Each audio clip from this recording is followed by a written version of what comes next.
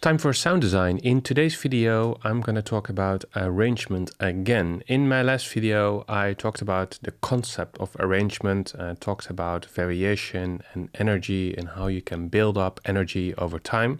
In this video, I'm going to go more hands-on and talk about the shortcuts that I use all the time when doing arrangement in the arrangement view in Ableton. And just to back up a little bit about Ableton, there are two main views. You have the session view with clips, where you can use clips in rows and columns and play live with them and create an arrangement on the go. And then there's the arrangement view, which is a timeline with all your tracks, MIDI and audio tracks, where you can build up an arrangement. And this is the view that I typically work in and that I'm going to talk about today. Why would you care about shortcuts when arranging? Well, the way I like to work is I like to work very fast. So the shortcuts help me to speed up my workflow and really experiment and be quick at trying different types of arrangement ideas that I have. So without further ado, let's go to Ableton and I'll show you my favorite shortcuts.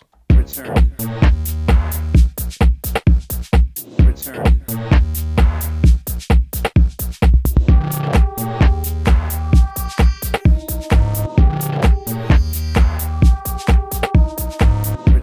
So here in Ableton I have an 8-bar loop, which basically consists of 4 bars for part 1 and 4 bars for part 2.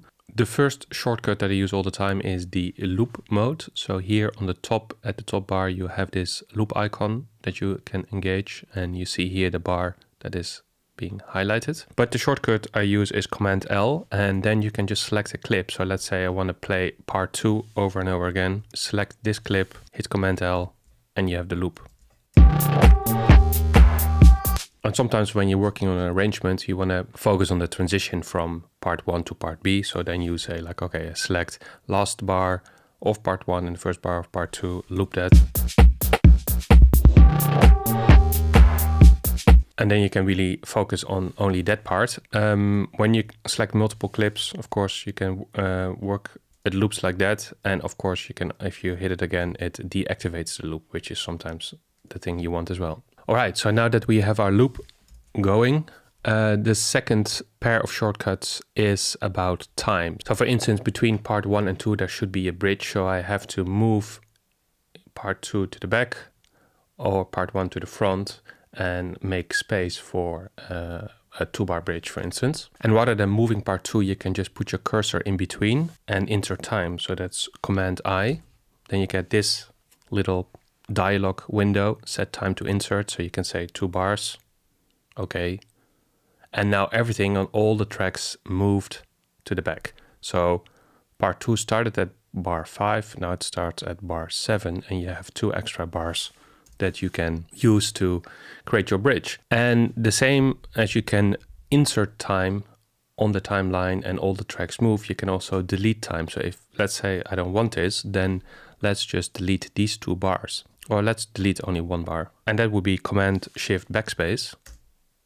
And it removes time, and it removes the time on all the tracks. So that's the good thing, is that it's not just about this one track, because then you can just move a clip, but you want all the tracks to move at the same time. And in this session, I have 21 tracks, so to do this manually would take a lot of time. The third shortcut that I use all the time is duplicate, Command D. And when you select a clip and you hit Command D, you duplicate the track. That's quite straightforward. What is a nice thing, if you want to duplicate this entire section, section 2 for instance, here, then I have to select all the tracks and duplicate it. But what I can do instead is hit Command Shift L. So I loop the section, but because I hit the shift, I loop all the tracks. And now when I do Command D, I can duplicate the entire section, so with all the tracks. And as you can see, there's a lot of small elements here on track 4 to 15. So having to do that manually would take a lot of time. The next 2 shortcuts are about clips. So if you want to split clips and merge clips, so to split a clip, you can just put your cursor somewhere, Command E, and you have 2 different clips. Why is this useful? If you want to create a variation of what is being played in a clip, it is easy to split them. At the same time, sometimes you want to merge clips. So if you select both clips and do Command J, then you merge them into one clip. In this case, the clips are playing the same notes, but if they don't, that doesn't matter. You can still merge them, of course. And the last two shortcuts are custom shortcuts that I put in Ableton myself. And it's about basically navigation and organizing your arrangement. So as you can see here in Ableton, I have two locators. They are number 1 and number 2. And if you go to create, it says add locator. And then you can also type in the name of the locator. In order to speed this process up, I use the section key on the keyboard, top left, to add a locator. Like this. And when you click on the locator, do Control R or right mouse click rename, you can type in the name. And I use these locators all the time to kind of, for myself, to name a section.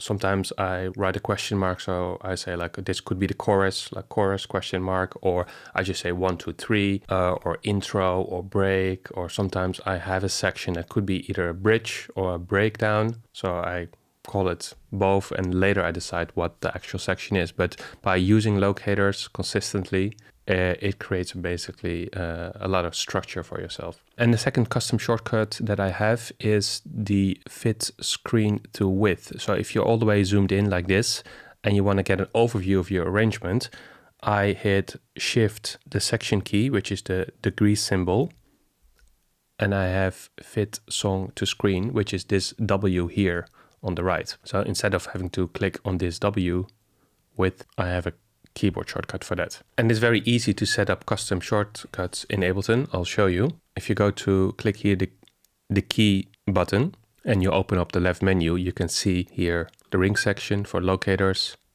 and the degree symbol for fit song to screen. And how you set up a shortcut is just you select whatever you want to do. So let's say it's track 3 here. You want to turn on and off with a number, then you say 3 and you see now it's there. So now I can turn track 3 on and off with hitting the 3 key on my keyboard. And deleting it, just select it and hit delete or backspace. I'll show you now an overview of all the shortcuts that I talked about, so you can screen grab the screen now. So basically what I talked about is how to loop sections, how to add and remove time, how to duplicate a clip or multiple clips, and how to duplicate in an entire section with all the different tracks, how to split and merge clips, and then my two custom shortcuts, which is add a locator and fit song to screen. So hopefully this was insightful of how I go practically about doing arrangement, how I can focus on experiment and being fast, trying different ideas by using these shortcuts. Let me know how you do arrangement in Ableton. If you have any tips and tricks,